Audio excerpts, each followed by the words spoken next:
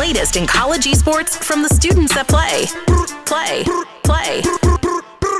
Go behind the scenes at the schools that game. The only place where esports are on campus. Hello, everybody, and welcome once again to CheckpointXP On Campus, your number one resource for collegiate esports and the world beyond. I am your host, Norris Howard. Joined alongside me, or at least digitally, our Jacob brothers and Daniel Agbuya of the good University of Nevada, Las Vegas. What's going on, everybody? Hello, all you beautiful gamers. We like video games. We like video games. I wish that could be the tagline, but it's not. But it's a special day on the show today because this is the Collegiate StarLeague Grand Finals special. That's right. This weekend, one of the biggest tournament organizers in the land when it comes to collegiate esports has their Grand Finals today, an event that technically was not supposed to happen in the wake of COVID-19, but it is an online tournament this time, and we are back. Guys, there's a list of games here that look very exciting, but a lot of great schools. What's the competition you guys are looking forward to the most? I gotta say, the one thing I'm looking forward to the most is going to be kicking off the entire event, and that is going to be Street Fighter 5. Street Fighter 5!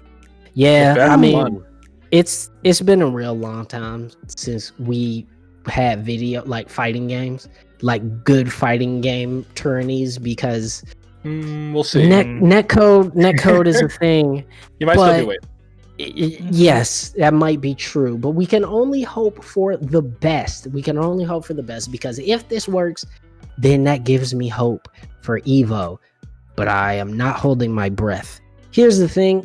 We got a ton of games. We have a ton of competitions and a few schools participating. I'm really excited to see. We have a tournament, as we said, in Street Fighter, but there will also be tournaments for Dota 2, for League of Legends, Counter-Strike Global Offensive, and Rocket League. So those are your competitions, as well as Magic the Gathering. Yes, Magic the Gathering Arena. I almost forgot.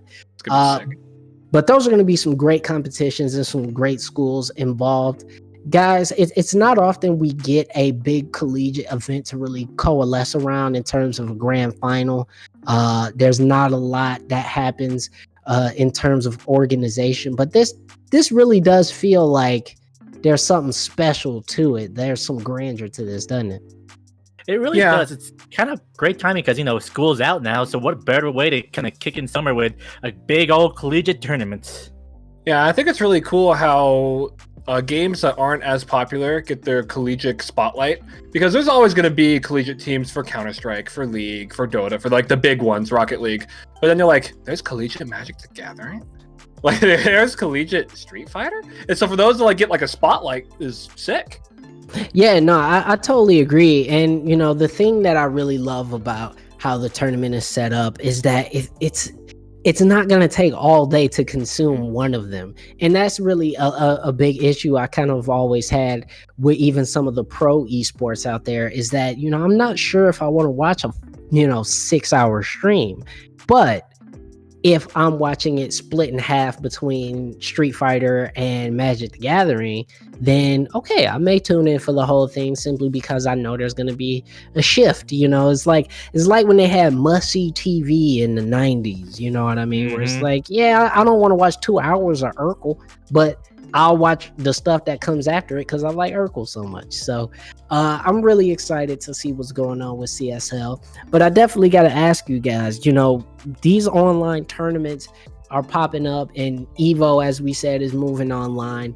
The LCS and also Overwatch League have been online for the entirety of the COVID-19 outbreak. Are we getting to the point now where this may just be how it is? Because I think you're going to have a harder time getting people in these arenas. Or do you think that people really hate playing online and they just want to play in person? Speaking as a fighting game fan, I definitely know that people still want in-person events. That's for sure.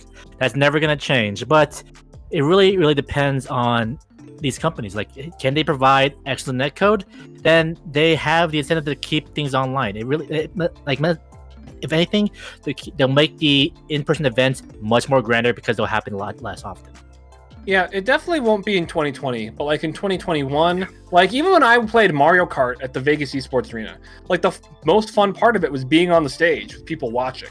So like those competitors like to compete in front of an audience. Like it's the whole part of it. Like, oh, we get to travel to Las Vegas to play in a tournament. That's sick. But for some of the lower level stuff, it probably will stay online, I think. Yeah. And so, we got a lot of money on the line for Street Fighter and Rocket League. There's $15,000 in scholarships on the line and a whopping $50,000 of scholarships on the line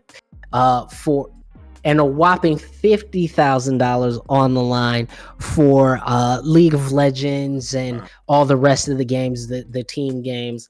And that is per event, not between those events. That's per event. So that's a nice chunk of change that's going to be going towards some schooling for some folks. But we want to get right into the content. So we are going to leave that conversation at that. Guys, we want you to stick around because this CSL thing is really, really awesome. And I can't wait to watch all of these brackets, guys. So stick around. We're going to have more on this episode, very special episode of Collegiate StarLeague Grand Final Special from Checkpoint XP on campus. Stay with us. Hi, it's Tamisha, and this week we are highlighting Official ZX, a mobile legend YouTube streamer with over 1 million subscribers on YouTube. He is making bank, earning up to a 5-digit income from streaming his gameplay online. Official ZX admits that in order to be a good live streamer, you need great gameplay, an interesting personality, and a bit of luck. We thank Official ZX for encouraging gamers to dream big. Happy Asian Pacific American Heritage Month, everyone.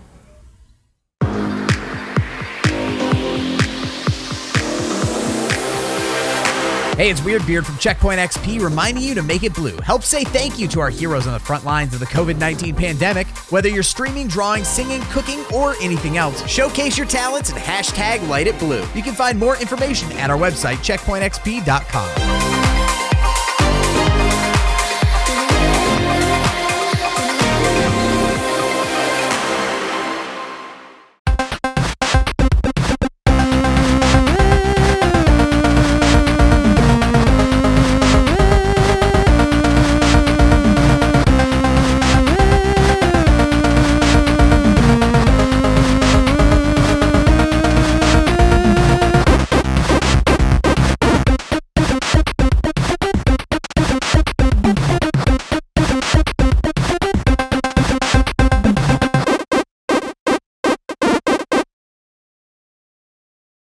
Hey, everybody, and welcome to Checkpoint XP on Campus, your number one resource for collegiate esports.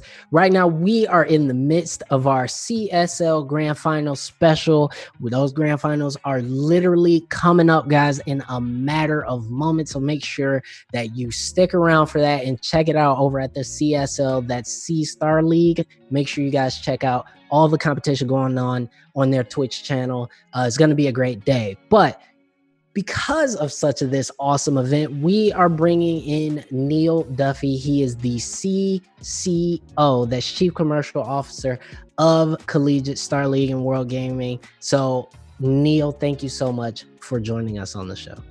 Thank you, Norris, for having me. I'm excited to be here and chat with you guys. Yeah, and so, we know that this year's been incredibly difficult for all forms of sports entertainment. Esports is no different. Collegiate sports even more so, considering how many people live on campuses across North America and across the world. You guys had to make some tough decisions about Collegiate StarLeague. Can you talk to us a little bit about how you guys were able to bring it back in an online fashion? Sure. Yeah, it was devastating. We had a phenomenal event planned for middle of April in Las Vegas at the HyperX Esports Arena. So we were going to take our grand finals. The students had played all the way from October through the season. They went into playoffs, and we had to make a tough decision in the middle of playoffs to kind of halt play and then determine what we were going to do next. So what happened was, because everyone's going to think and say, oh, well, esports can be played online, why did you guys stop the season? The challenge was when the students were taken off campus and sent back to their respective homes or cities or states or sometimes even countries, they just didn't have the same gaming setups. They didn't have the same computers, the peripherals, didn't have the same ambiance, the coaches.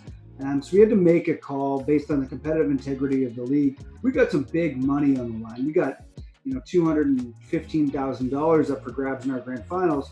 So we halted play. We talked to the students. We had focus groups around every different game. And eventually, after a little while, once we realized that this, pandemic was here to stay, and first and foremost, the student safety was what we had to take into consideration, and that we weren't going to get the opportunity to play this season out.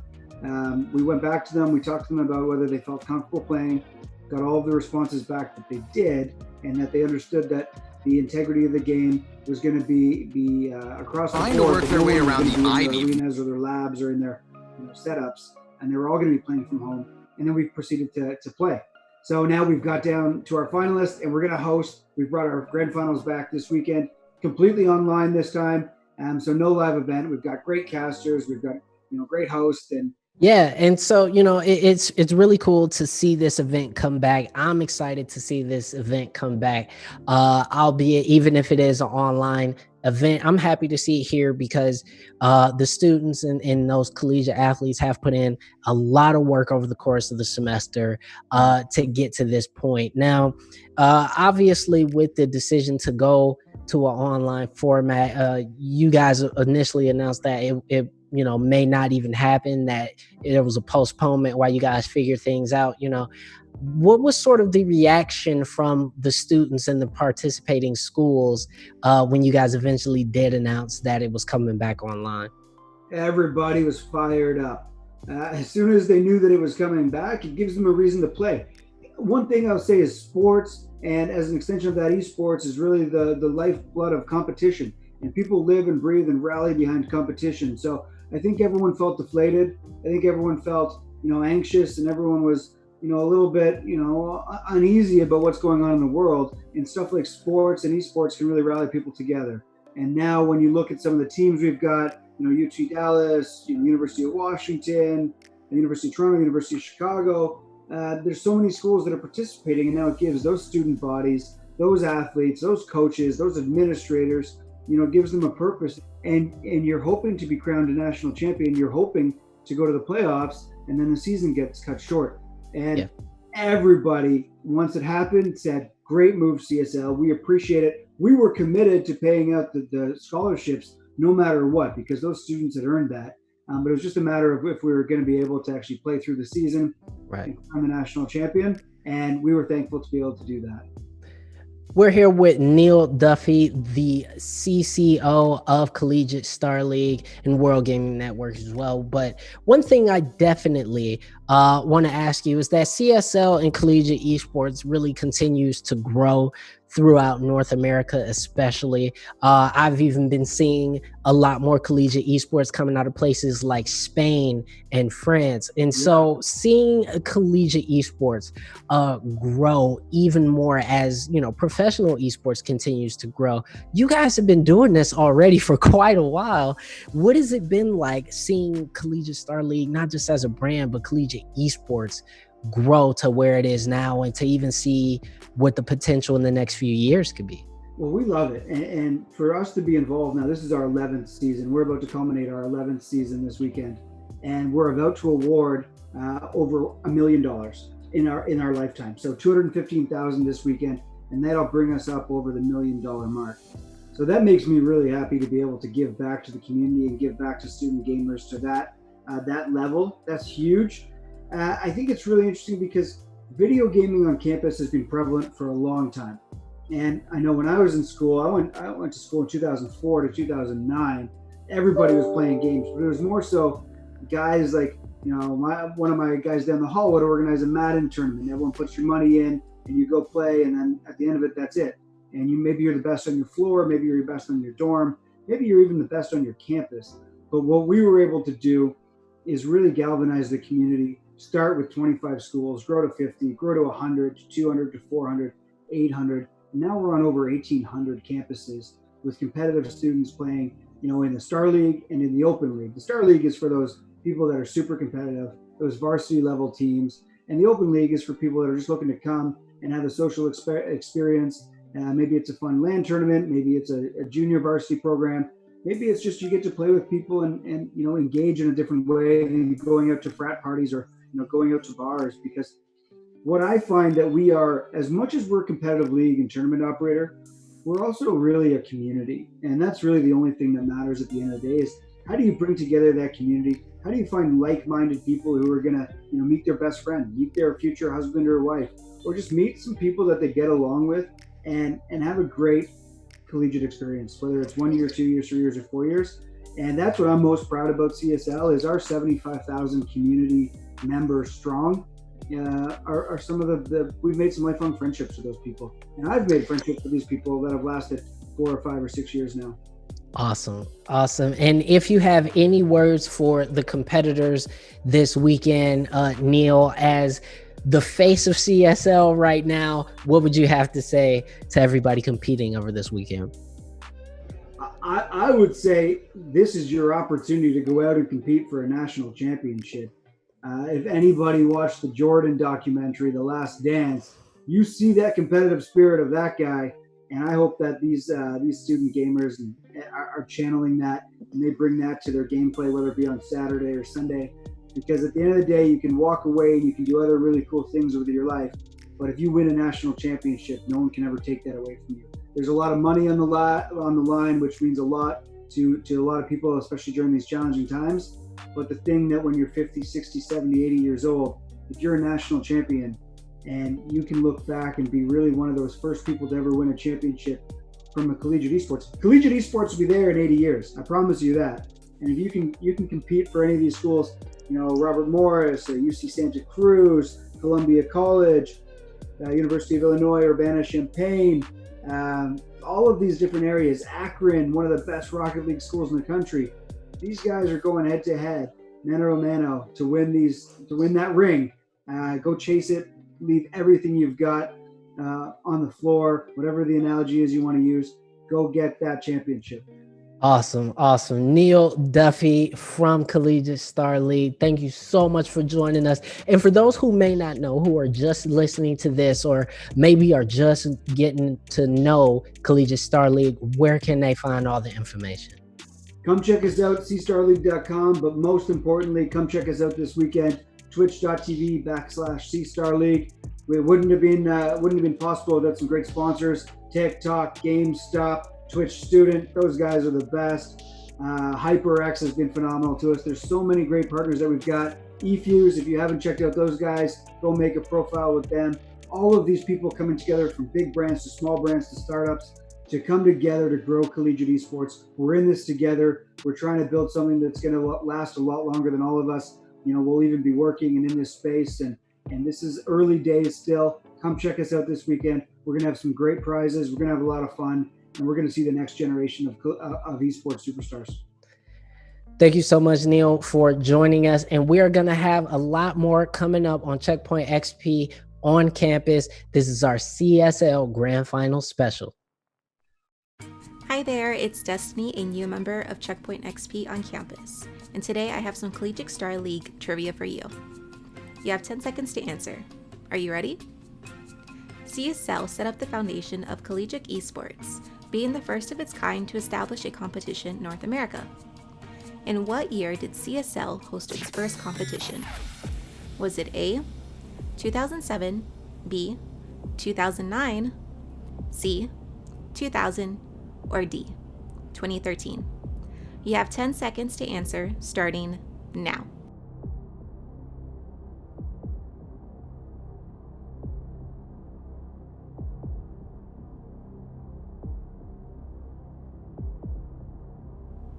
All right, time's up. And the answer was B, 2009. Thanks for watching and stay tuned for more.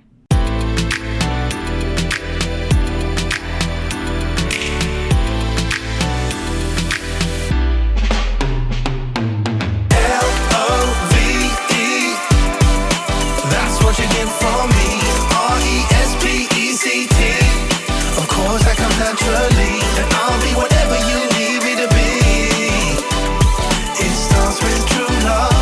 I'll put you on a pedestal up above.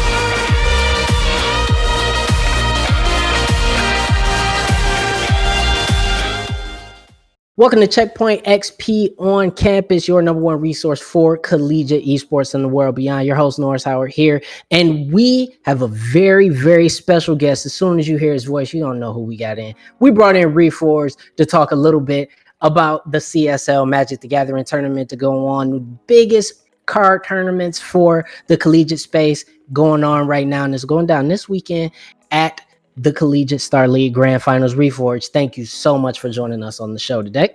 I am 100%, actually 200% appreciative of being able to talk about collegiate esports, because collegiate esports is two of my most favorite things, obviously esports, but then also card games, which I've been in the community now for 27 years. So been here a minute. Right here. Been here a minute when there was only Magic. Yeah, back when we had to ice skate uphill both ways, all that stuff. That's right. That's right. You are literally older than 66% of the cast of Checkpoint XP On Campus. Or you've been involved in that community for longer. But the CSL Grand Finals are here now. And this is really, in my opinion, coming off the back of a huge resurgence with Magic the Gathering, with Arena and how it's dropped. And really, I mean, if you could have told me anything would rival Hearthstone as the top card game in esports right now, a couple years ago I'd have said you're crazy. Arena really it's changed it all up, hasn't it? Yeah, the big thing is, as Magic players, we've been accustomed to playing in real life, in front of tables, all of that, and then dealing with the Magic Online client. And the Magic Online client, which is very old, and we've just kind of grown accustomed to the things that are with it. What Arena did is it kind of brought us into, I don't say the new world, but into what is going on in gaming today. And like you said, with Hearthstone being able to be pretty easy to get into, free to play, you can kind of grind it out, and having a UI that's really intuitive. Those are the kind of things that Arena brought to the table. And with that, it brought a lot of people back to playing online. And obviously with everything going on with quarantine and COVID, being able to have a game that works, that looks good, that has skins, that has the things that everybody had in their card games online. Now we have it in our card game in Magic. It's really, really nice. Yeah. And, just to stay on that note very quickly, I mentioned Hearthstone, and it was the biggest card game, but you now have Realms of Runeterra that's out, coming from Riot Games, the folks that make League of Legends. Card games at this point right now are seeing a renaissance, but why do you think it really is Magic specifically that is able to really make a lot of noise, at least in the competitive space? Well, you have to understand that Magic the Gathering, even though it doesn't have the largest online presence compared to maybe some of these other games like Dota and League of Legends and things like that, but the players themselves, the players in real life that go to tournaments, there are millions and millions of Magic the Gathering players. And then on top of that, you've got this history where somebody like myself, who started playing Magic when I was 13 years old and now I'm 40 years old, this is something I've done longer than pretty much, besides eating, this was as long as the thing I've done the most in my life. So there's this love affair, there's this marriage that goes on with Magic, and it goes through when really there weren't, the internet was basically just starting. It was really just kind of getting off the ground to today, where we have multi-million-dollar tournaments. And when we talk about Renaissance, again, it's not so much a Renaissance for Magic because our players have been here. It's just a matter of more people converting to the online format, as opposed to doing these large, what we call Grand Prix in Magic, where it's like, or Magic Fests, where there's thousands and thousands of players across everywhere. But even when we had tournaments that was like Magic Fest Las Vegas, where you've got players from all across the world that come to one place in Las Vegas, not only to compete just for the top prize, but most people, and I would say probably 85% of the people who are there are just there to have fun and hang out with their friends. So that is what Magic has always been about. They say, oh, well, the Magic is, the Pro Tour and tournaments, but really Magic is about the gathering. It's about hanging out with your friends and enjoying the time you have with each other. And sometimes the tournament itself is just, it's kind of secondary to actually being with your friends and having a good time. Yeah, we're talking to Reforgg right now. You're listening to Checkpoint XP on campus. And so let's turn our attention towards the tournament proper. We have our final brackets right now. We know who's going to be participating over the weekend. You know, how much of these teams have you gotten to see, and who do you think is going in as the favorites?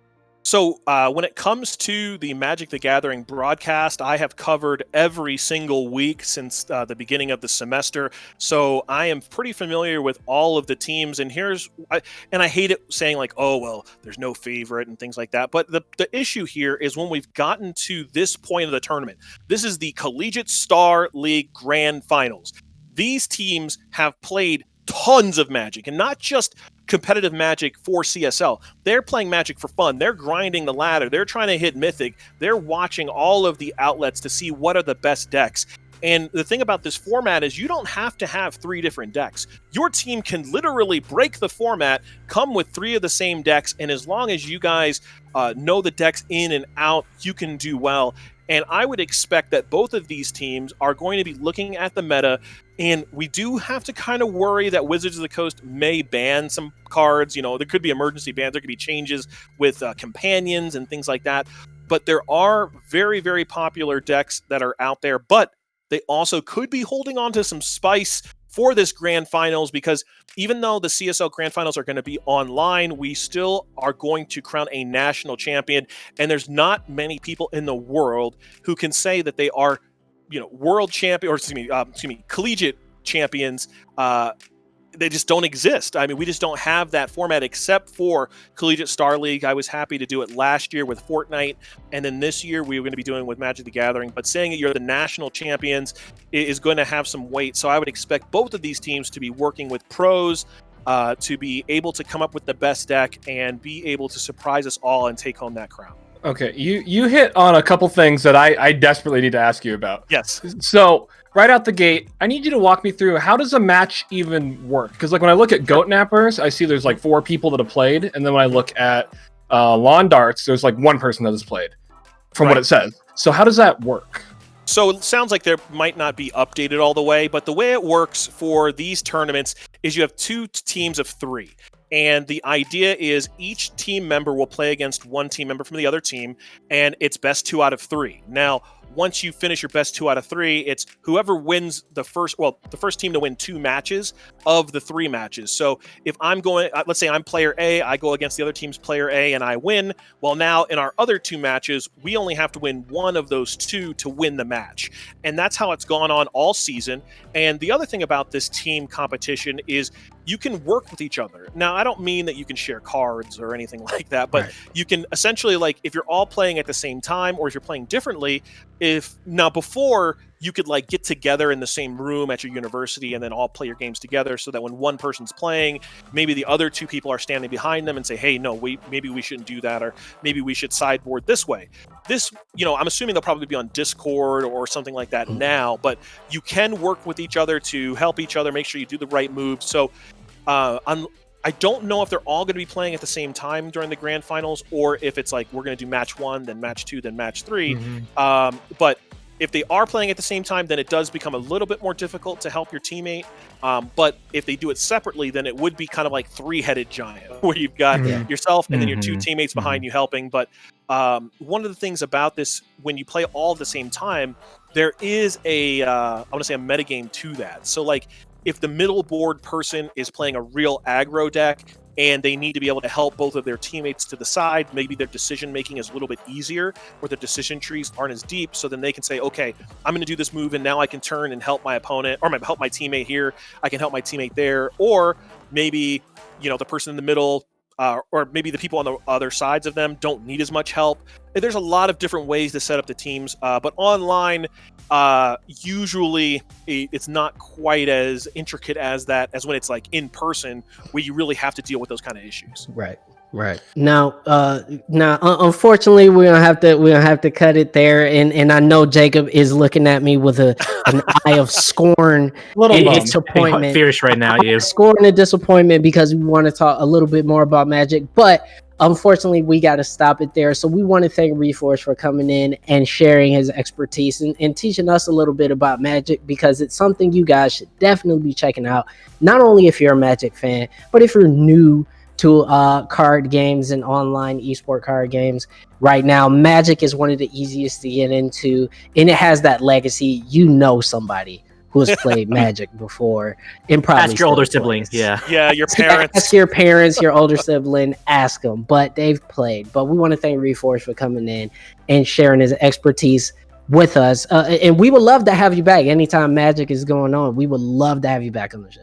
Absolutely. Just give me a call. I would love to talk about it. And again, everyone tune in to the grand finals of Collegiate StarLeague here shortly. All right, guys. So stick around. We are going to have more from Checkpoint XP on campus. This is our CSL Grand Finals special.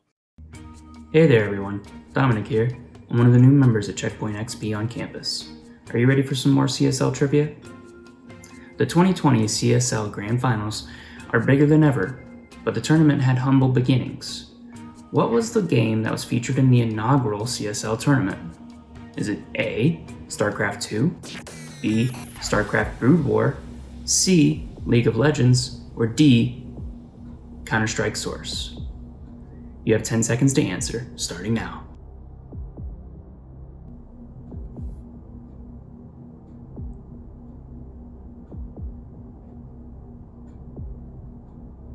You got your answers ready? Time's up. The answer is B, StarCraft Brood War. Thank you for watching, and enjoy CSL 2020 Grand Finals. And I need all of you to stop what you're doing and listen. Well, we have an unprecedented outbreak. Thousands of us walking the earth. We might die at any moment. Because we're under attack. In which case, we must act fast. Doctors are trying their best. Working long hours and always sacrificing their health to protect you. Well, I'd very much like to thank them. Thanks, Doctor. Thank you, Doctor. Thank you, Doctor. Thank you, Doctor. Wait a minute. What's the prognosis? It's still changing. So we have a novel virus and no vaccine at this time. What should we do? We gotta get everybody else back into their houses. We gotta keep them there. In other words, this is our lockdown, right? What that means is stay in your homes, make no attempt to reach loved ones, and take a long nap. You can count me out. You can count me out too. Some people are immune to good advice. You know what I mean? Those idiots. I just need to make sure you fully understand. Let's recap. I'm begging you. Stay inside. Wash your hands. And make sure you got 10 feet of personal space around you. Stay away from me. Stay away from me. I didn't hear you wash your hands. So think on this, lads. When you're home watching TV. Think about the medical stuff. Working for you. So I'm asking you. Stay home. I'm in isolation. Just stop the virus. All right, I'll do it. Hallelujah. Hallelujah. You stay classy, planet Earth.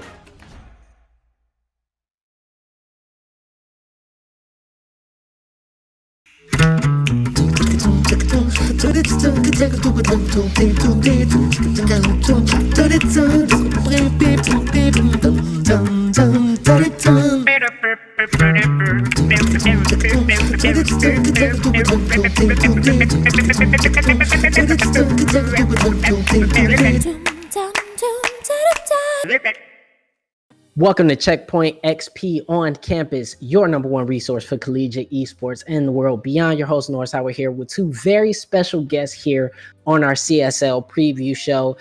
That's right, we have AJ, also known as Sink Ships Taylor, and we also have Daniel Park, both from the University of Illinois. These guys will be playing this weekend against Columbia. Guys, how you doing? Pretty good. How about yourself? Doing excellent. And obviously, before we even move forward, this whole coronavirus thing has put a lot of this tournament play on hold, and really extended the whole thing with grand finals.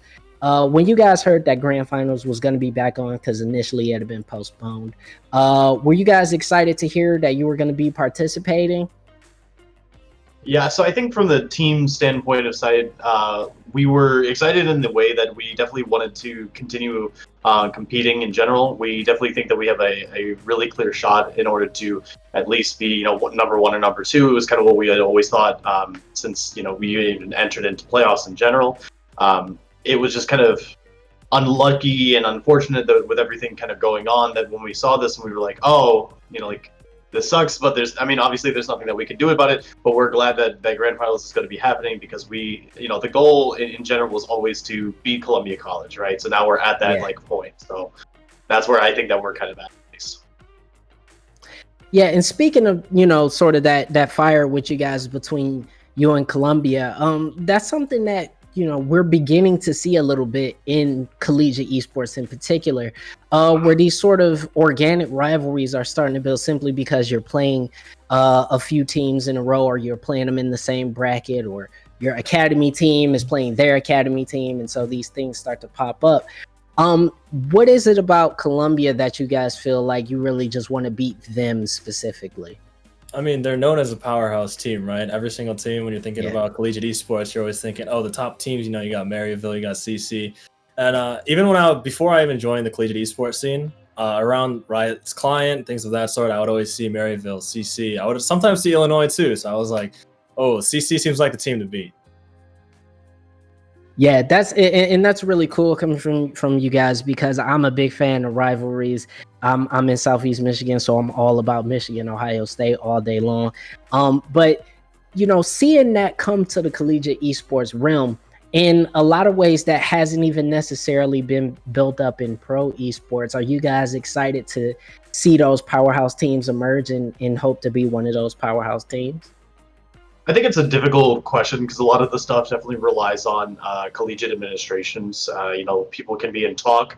For example, Columbia College, Harrisburg, Maryville, I wouldn't necessarily say that they are huge schools just in general, like just in regular collegiate kind of an idea, but they definitely become powerhouses within collegiate esports because they have built these really amazing programs. They've have a lot of scholarships that are going towards it. They have whole units, buildings, computers, sponsorships, everything that they can dedicated to their esports players, and they're able to recruit from ex-pro players, ex-amateur players, high challenger people that in general, that if they want to go to college, they're going to go to one of these three things. Unfortunately, right now, University of Illinois does not have to offer any sort of scholarships or any major backing.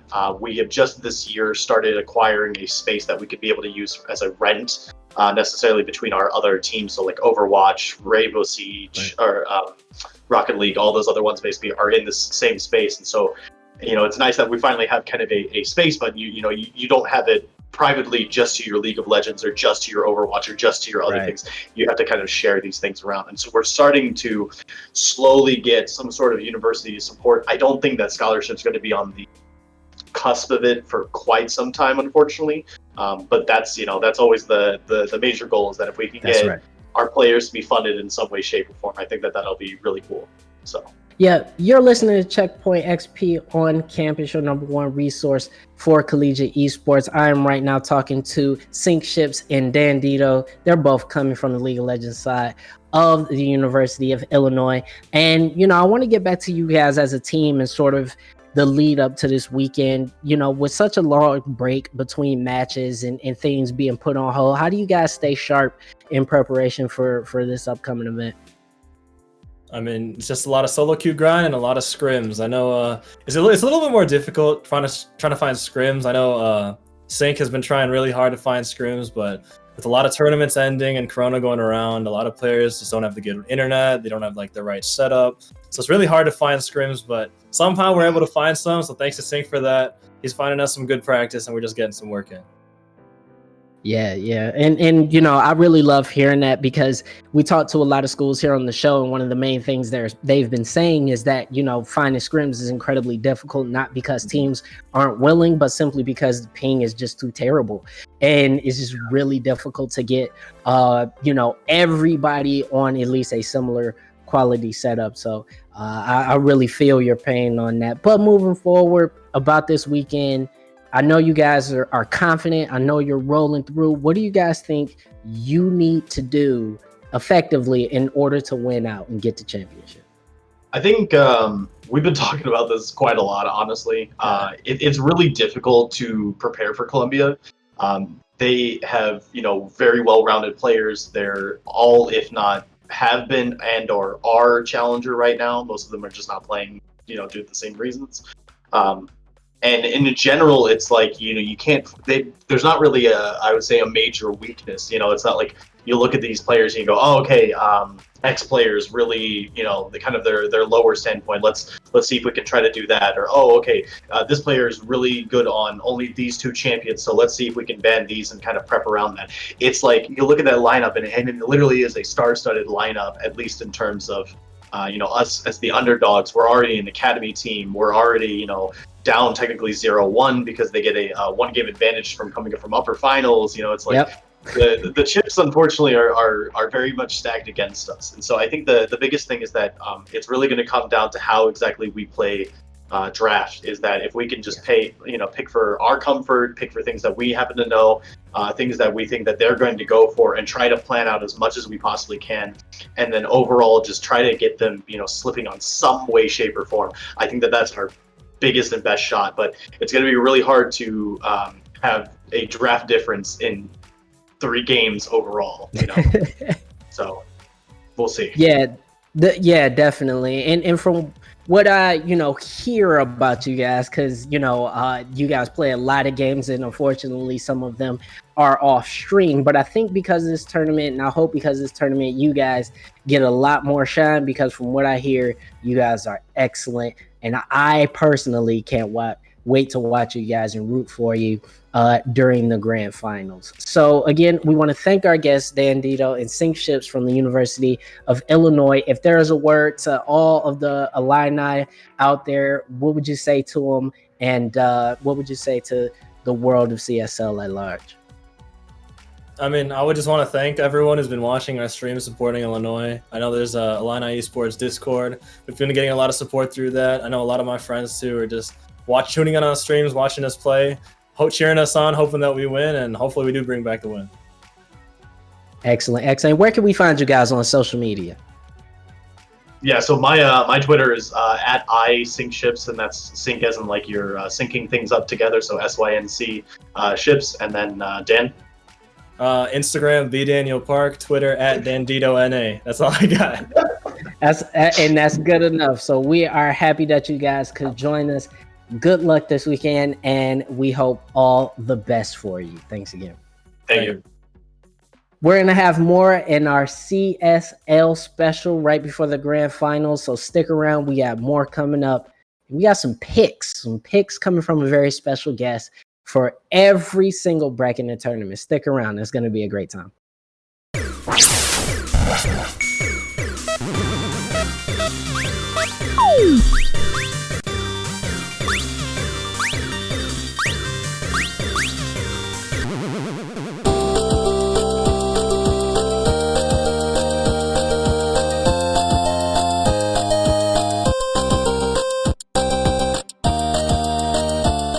James. Yes.